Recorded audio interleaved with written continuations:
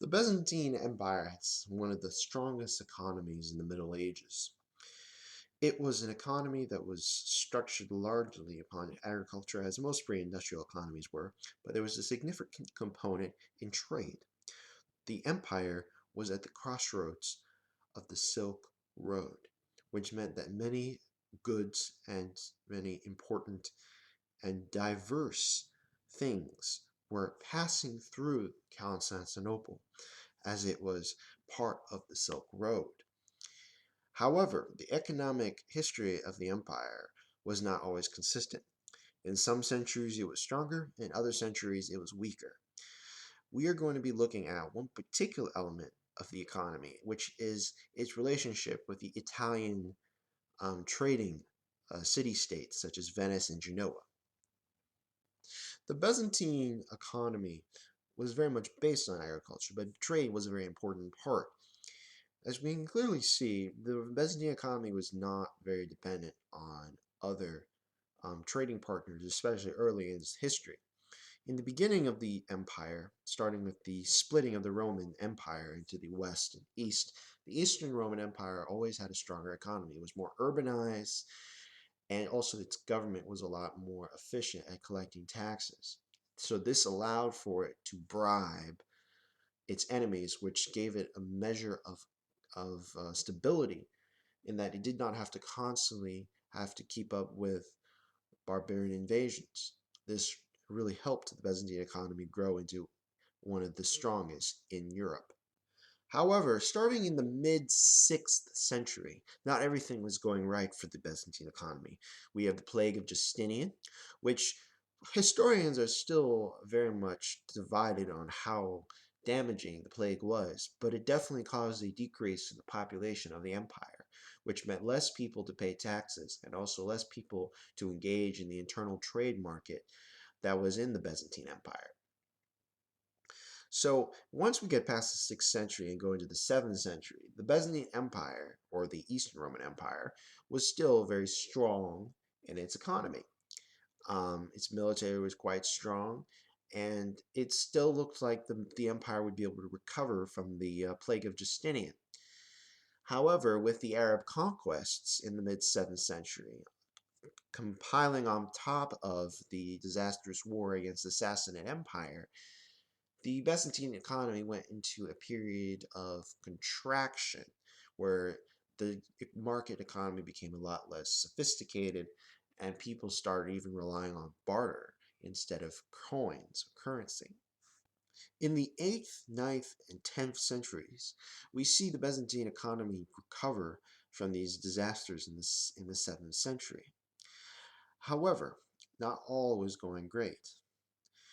Starting in the 11th century, which is considered to be the height of the Byzantine economy in terms of when its territory was at its greatest, the empire started relying more heavily on Italian city-states such as Venice and Genoa for several important things, such as their fleets.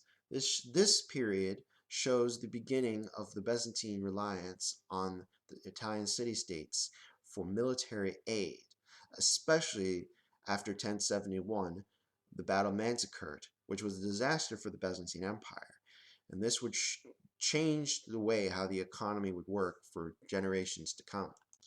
The loss of the Anatolian plateau was quite devastating to the empire. The Anatolian plateau was where the empire got most of its taxes from and also where it trained most of its soldiers. The economy was going to have to change. However, the Byzantine economy would continue to be resilient and go into the 12th century still being the richest in Europe. However, this prosperity in the 12th century came with a price. In the late 11th century, Emperor Alexios I granted extensive commercial privileges to the Venetians. These concessions that were made to the Venetians were important in them getting Venetian support in terms of their ships. They needed this support because you have to see that the Byzantines were fighting two front wars between they were fighting the Seljuk Turks and fighting the Normans in northern and southern Italy. So they needed to get a deal that would be advantageous to the Venetians and to the Byzantines. So this is the beginning of the Italian city-states beginning to increase their influence in the Byzantine Empire. You could say that the Byzantines were essentially outsourcing their navy and then eventually a part of their economy to these Italian city-states. What were these privileges that um, the emperor gave to the Venetians? Well, these privileges, without trying to get too in the details here, the privileges were the right and freedom to trade in the empire without paying duty tax, which gave them a huge advantage because we have to understand the Byzantine Empire was a very attractive object for traders and businessmen. It was a place to make money. So being able to trade in the empire without having to pay duties on their goods was very advantageous and helped the city-states grow in wealth. So so what we see here is that the Byzantines eventually had a quarter in the Constantinople set up for the Venetians and in other cities such as Thessaloniki.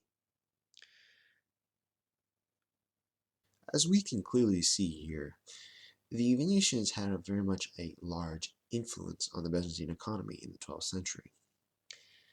Because of this, it is understandable that many people were very agitated and distrustful of the Venetians as they had so much of an influence on their economy and the economic life of the empire.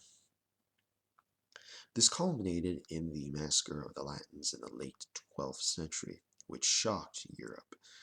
It caused many people in Europe to be to not like the Byzantines as much as they had before. Because of this, we could clearly see a line going straight to 1204 with the sacking of Constantinople. And the Venetians played a very important role in that sacking.